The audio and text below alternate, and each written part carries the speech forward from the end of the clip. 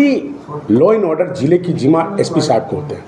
तत्काल एसपी साहब को निलंबन किया जाए, तभी इसकी न्यायिक जांच हो पाएगी। क्योंकि इनके रहते हुए हम न्यायिक जांच की परिकल्पना या उसका निर्णय हम नहीं जा सकते। जो थे हमारे अभिषेक रंजन जी, उनका महिलाओं के प्रति जो उनका विचार था वो सुन के मैं दंग रह गई और मैं उसी समय श्योर हो गई थी कि कहीं ना कहीं यहाँ पे कुछ हो रहा है। आने के बाद जब उन्हें फटकार मिली तो 24 घंटे के बाद आप लोगों को पता है ये सब आया कि उसका नरकंकाल है। लेकिन ये भी बात हमें हजम नहीं हो पा रही है कि कॉलेज के 1 किलोमीटर के क्षेत्र में नरकंकाल फेंका हुआ है और पूरे 9 महीना के अंदर में किसी का भी ध्यान वहाँ पे नहीं गया। वो कोई अमेज़न का जंगल नहीं था, वो आप ड्रोन कैमरा में देख सकते हो, वो कोई भारी जंगल नहीं था, बस ऐसा ही एक क्षेत्र था जहाँ पे नरकंकाल को पाया गया है। तो हम इस पे विश्वास नहीं कर सकते। इस प्रेस कॉन्फ्रेंस में मुख्यतः झारखंड में जो कानून की व्यवस्था है, लॉ एंड ऑर्डर है, उस मसले पर हम लोग अपनी बातों को रखने वाले हैं।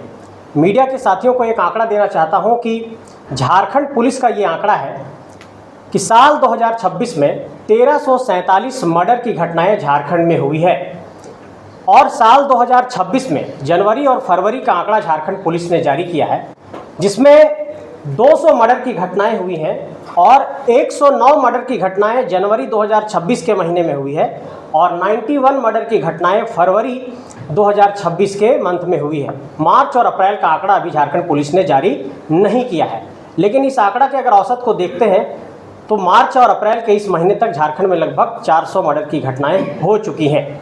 सवाल ये उठता है कि क्या झारखंड पुलिस मर्डर की घटनाओं पर या फिर गंभीर और संगीन अपराध के मामले में सजगता से और गंभीरता से कार्य करती है।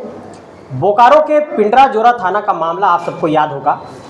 21 जुलाई 2025 को बोकारो के पिंडरा जोरा थाना क्षेत्र से वहाँ पर एक उस इलाके की बच्ची, एक बेटी गायब हो जाती है और उनकी माँ रेखा देवी और उनके जो पति अनंत महतो हैं, तो रेखा देवी जी ने 21 जुलाई 2025 को बोकारो के पिंडरा जोरा थाने में एक आवेदन दिया कि हमारी बेटी गायब हो गई है, उसका अपहरण हुआ है, और बाकायदा उन्होंने अभियुक्त का नाम भी उसमें दिया, बाय नेम्ड एफआईआर किया। पुलिस ने इस एफआईआर को चेंज करते हुए 24 जुलाई 2025 को एक एप्लीकेशन पर कार्रवाई प्रारंभ की। और आपको आश्चर्य होगा कि इतने संगीन मामले में जहां पर एक बेटी गायब हो जाती है, उस मामले में पुलिस ने 4 अगस्त 2025 को एफआईआर दर्ज किया। इसका मतलब ये साफ स्पष्ट है कि पुलिस इस मामले में लापरवाही बरत रही थी और बार बार एसपी के पास जाने के बाद, डीसी के पास जाने के बाद, डीएसपी के पास जाने के बाद इस मामले में एफआईआर दर्ज नहीं किया जा रहा था। तो 4 अगस्त 2025 को एफआईआर दर्ज किया गया और एफआईआर दर्ज करने के बाद जब कोई कार्रवाई नहीं हुई तो पीड़िता की मां लगातार जाकर के गुहार लगाने लगी। गुहार लगाने के बावजूद भी कोई कार्रवाई नहीं हुई। तो अंततः आजसू पार्टी की जो महिला नेत्री हैं और बोकारो जिला परिषद की उपाध्यक्ष हैं, वो पीड़िता की मां को लेकर के हाईकोर्ट पहुंची और हाईकोर्ट ने फटकार लगाया और हाईकोर्ट की फटकार के बाद एक एसआईटी गठित की गई और एसआईटी गठित किए जाने के बाद 11 अप्रैल को पुलिस ने ये दावा किया कि हमने उस अपहरण किए गए लड़की का जो ह्यूमन स्केलेटन है वो बरामद किया है। तो सवाल ये उठता है कि क्या झारखंड पुलिस किसी एफआईआर पर, किसी गंभीर अपराध के एफआईआर के मसले पर तभी कार्रवाई करेगी जब हम हाईकोर्ट का रुख करेंगे? क्योंकि सरकार के पुलिस महकमे में ये एक परिपाटी बन गई है कि किसी भी मसले पर जब तक हाईकोर्ट का रुख नहीं करते हैं या फिर कोई एक राजनीतिक दबाव नहीं होता है, पुलिस काम नहीं करती है। और ये तमाम मसलों में इसी तरीके से यही परिपाटी देखने को मिली है।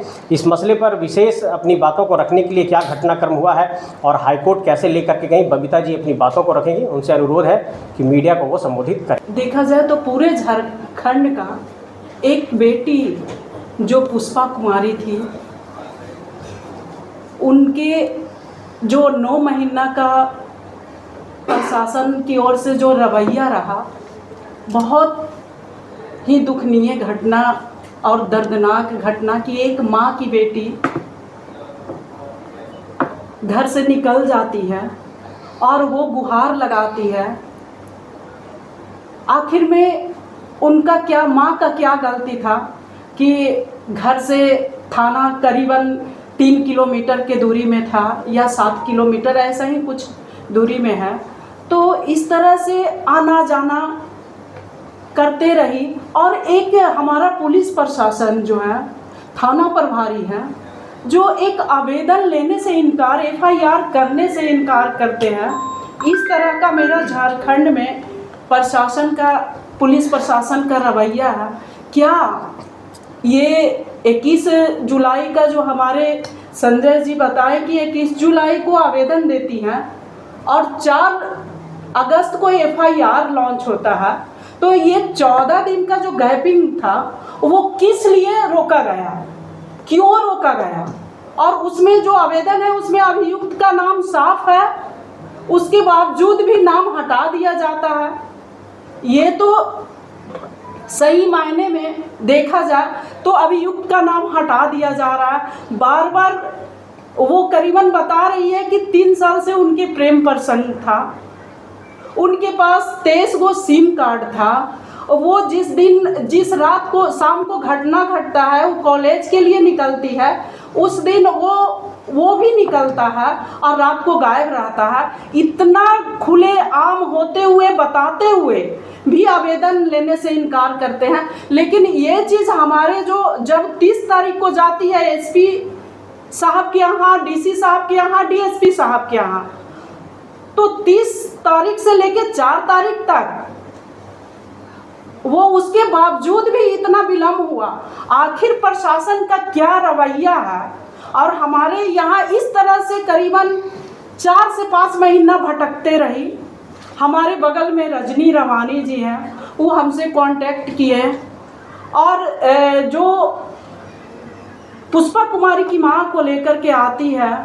और एक सोचना चाहिए कि एक पीड़िता की मां, एक बेटी की मां आती है, इस तरह से रोती बिलखती है कि क्या मेरा झारखंड का रवैया है कि जन सेवा के लिए, मतलब एक गरीब, अति गरीब की दिहाड़ी का काम करती है उस महिला के लिए क्या प्रशासन की तरफ से कुछ नहीं है? इस तरह से मतलब करके करीबन लगातार 4 से 5 बार आवेदन DSP, SP और DC के यहाँ गई। हम भी अपना लेटर पैड में लेकर के SP साहब से, हम लोग ये पार्टी के अध्यक्ष सचिन जी, प्रदीप जी, हम लोग 2 बार बैठक किए, SP साहब से टाइम लिए। SP साहब एक ग्राउंड में मिलते हैं और उसी बीच में हम लोग चर्चा करते हैं कि सर एक गरीब महिला है, हम लोग किस बेटी है, झारखंड की बेटी है, 18 साल उम्र हो रहा है, वो लड़की गई तो गई कहाँ? दम बेवफा, दम मतलब इस तरह से बोल दिए कि इस तरह घूमने से लड़की नहीं मिलेगी। तो कैसे मिलेगी सर, आप ही बताइए रास्ता। तो बोले घूमने से मिल जाएगी। इस तरह से कहानी हम लोग को पढ़ाने लगे। वही बोलते हैं कि हम बोले कि जाते हैं कोर्ट, हाई कोर्ट, बोले जाइए आप स्वतंत्र हैं, जहां आपको जाना है जाइए। तो इस तरह से एक पुलिस कैप्टन का आवाज निकलता है कि एक बेटी का खोज का गुहार लगाते हैं। तो इस तरह से आवाज, आखिर प्रशासन क्या है, रक्षक के लिए है कि भक्षक के लिए? यहाँ तो साबित होता है कि ये हमारे जो इतना घटना घट रहा है, बोकारो जिला का बताते हैं कि करीबन 1 साल में 200 लड़की गायब होती है। तो ये क्या हमारा प्रशासन का काम नहीं है? अब बात रहा कि जब वो हमको चैलेंज किए, तो वो देखते हुए हम एक पीड़िता की मां को लेकर के, एक पुष्पा कुमारी को मां को लेकर के हाई कोर्ट पहुंचते हैं। तब माननीय उच्च न्यायालय से जब यहाँ पे वर्चुअल में SP साहब आते हैं, फिजिकली में आते हैं, तब जा कर के SIT गठन करते हैं। और ऐसा एक चीज़ और बताते हैं कि हर एक महीना में क्राइम का बैठक होता है। तो क्या उनको SP साहब को खोज खबर नहीं था? उनको इस पे संज्ञान में नहीं था कि पिंडरा जोड़ा का ये केस है, ये है। वो जो प्रेस कॉन्फ्रेंस की है उसमें एकदम साफ सुथरा से बोल रहे हैं कि नहीं ऐसा किए, वैसा किए, हम 28 को निलंबित कर दिए। ये क्या दिखाना चाहते हैं झारखंड वासियों को? ये क्या दिखाना चाह रहे हैं कि हम दम साफ छवि के हैं? जो 18 साल की बेटी घर से गायब होती है, क्या हमारा प्रशासन का कोई इससे मतलब नहीं है, कोई ताल्लुक नहीं है। आज मेरी बेटी है, कल उनकी बेटी है, परसों उनका बेटी गायब होगी, तो ये क्या मतलब किनको ये खोजना। और इस तरह से हमारे झारखंड में बहुत सारा ऐसा केस है कि आज हाई कोर्ट जो फैसला सुनाए तब जाकर के आज डीएनए टेस्ट के लिए आज रेखा देवी के यहाँ जाते हैं। आज 11 तारीख को नरकंकाल मिलता है, आज तब जाते हैं उनके यहाँ आवेदन लेकर के कि क्या तो आज उच्च न्यायालय नहीं रहता तो सब इसी तरह बेटी हम लोग को घर से उठते रहती, जाते रहती, मृत्यु होते रहता। ये तो हमारे प्रशासन का, झारखंड का पूरे बोलते हैं, पूरे 24 जिला का एसपी लोग, डीसी लोग का क्या रवैया है। ये जन कल्याण ना करके खनन विभाग में कोयला का चोरी करवा रहे हैं, बालू चोरी करवा रहे हैं, इस सब में बहुत ध्यान देते हैं। और हमारी जो बहू बेटियां पे इतना भ्रष्टाचार किया जा रहा है, बलात्कार किया जा रहा है, कहाँ सोए हुए हैं। आज देखिए कि उच्च न्यायालय से जब यहाँ से डांट फटकार मिलता है, यहाँ से प्रताड़ित किया जाता है, तब जाकर के उनको घर का जो हमारे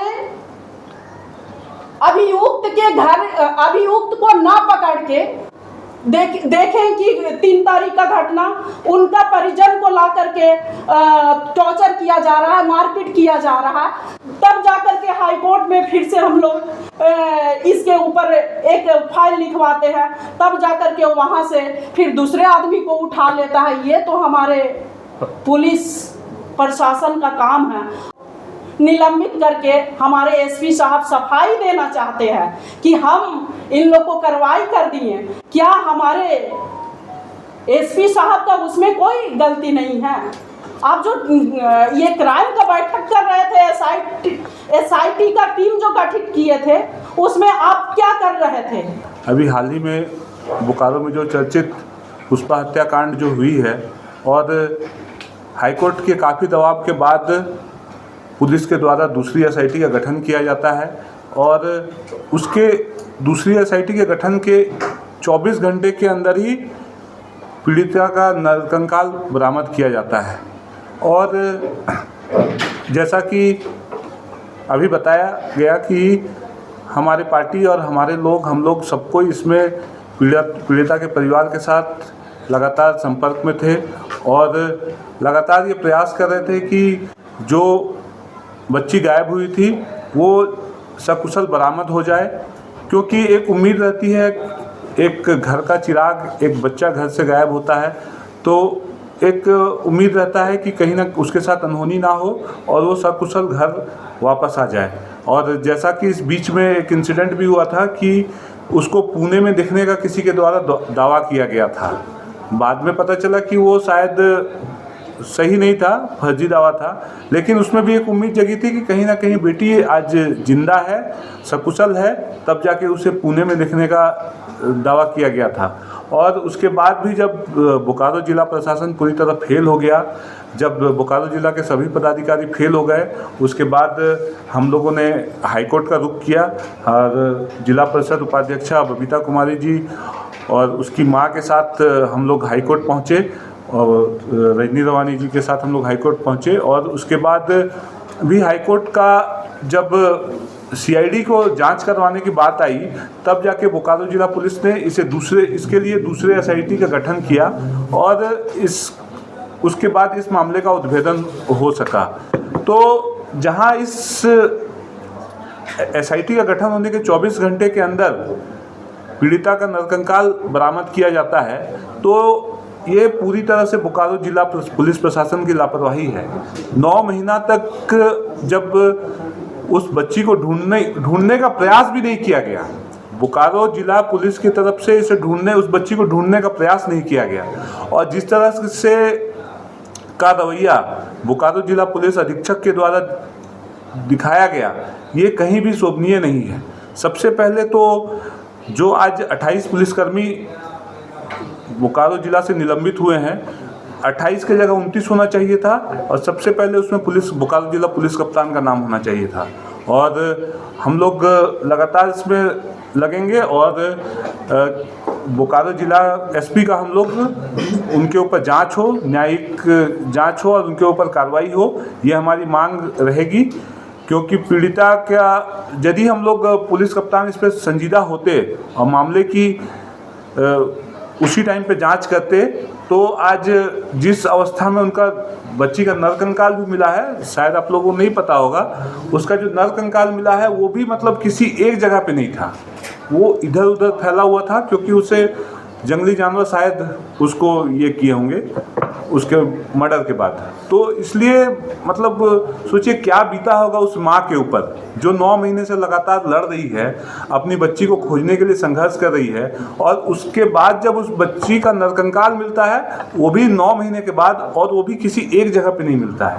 तो साफ तौर पे इसमें पुलिस की लापरवाही है और हमारी मांग है कि इसमें बोकारो जिला पुलिस अधीक्षक की पे कार्रवाई हो और उनका निलंबित हो। 6 महीना के बाद जब वो लोग पूरा थक गई एसपी डीएसपी के पास जाके, तो 6 महीना के बाद सोशल मीडिया के माध्यम से उनकी माँ ने मुझसे कांटेक्ट किया कि दीदी मैं हर जगह जाके थक गई हूँ, मेरी बेटी नहीं मिल रही है, मुझे न्याय दीजिए और मेरी बेटी खोज के लाइए। तो उसके बाद मैं उनके घर गई, उनके साथ वहाँ स्थानीय थाने में गई। स्थानीय थाने में जाने के बाद जो वहाँ के बड़ा बाबू जो थे हमारे अभिषेक रंजन जी, उनका महिलाओं के प्रति जो उनका विचार था वो सुन के मैं दंग रह गई और मैं उसी समय श्योर हो गई थी कि कहीं ना कहीं यहाँ पे कुछ हो रहा है।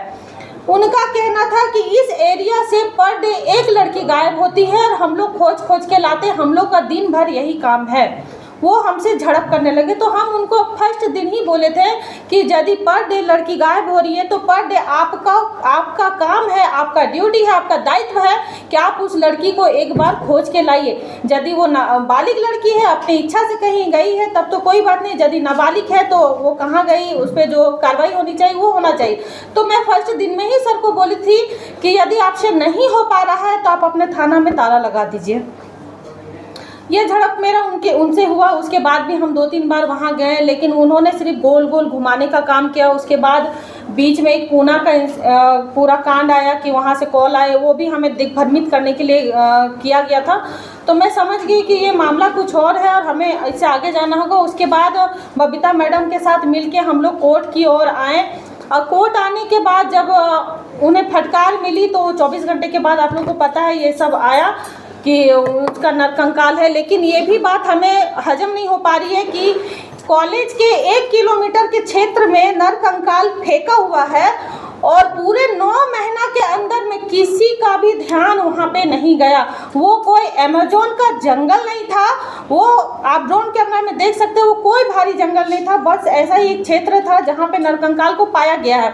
तो हम इस पर विश्वास नहीं कर सकते हैं जब तक फॉरेंसिक जांच ना हो जाए। फॉरेंसिक जांच होने के बाद ये बात आती है कि उस बच्ची के साथ क्या हुआ था, उसके साथ बलात्कार किया गया था, उसका ऑर्गन निकाला गया था, वो हम कैसे जान सकते हैं। उसके लिए उस दिनेश महतो का सही सलामत होना, मेरी बात को समझिए, उस लड़के का सही सलामत होना भी बहुत ज़रूरी है और उसका नार्को टेस्ट भी होना ज़रूरी है।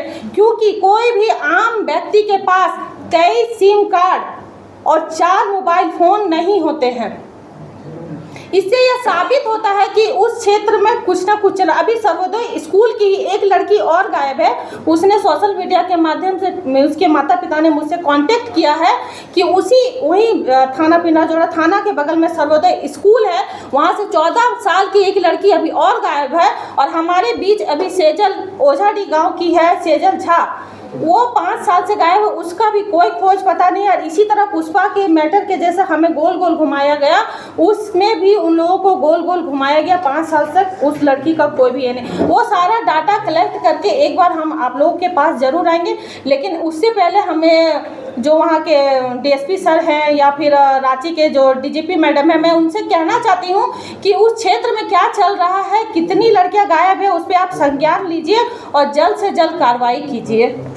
मैं झारखंड सरकार से और इस राज्य सरकार से डिमांड करता हूं कि यथाशीघ्र, चूँकि पूरी लॉ एंड ऑर्डर जिले की जिम्मा एसपी साहब को होते हैं, तत्काल एसपी साहब को निलंबन किया जाए, तभी इसकी न्यायिक जांच हो पाएगी। चूँकि इनके रहते हुए हम न्यायिक जांच की परिकल्पना या उसका निर्णय हम नहीं जा सकते। सेकेंडरी कि पूरे राज्य की लॉ एंड ऑर्डर जो स्थिति बनी हुई है, जब हम कहते हैं कि अगुआ सरकार, अगुआ राज्य, एक बीपीएल परिवार, एक सबसे निम्न परिवार, हमको लगता है कि झारखंड में अगर यदि पैरामीटर जोड़ा जाएगा तो सबसे अंतिम पायदान की बच्ची पुष्पा, उनकी माँ अगर हाईकोर्ट आके अपनी जस्टिफाई करने के लिए अगर करना पड़े तो कैसी अगुआ सरकार।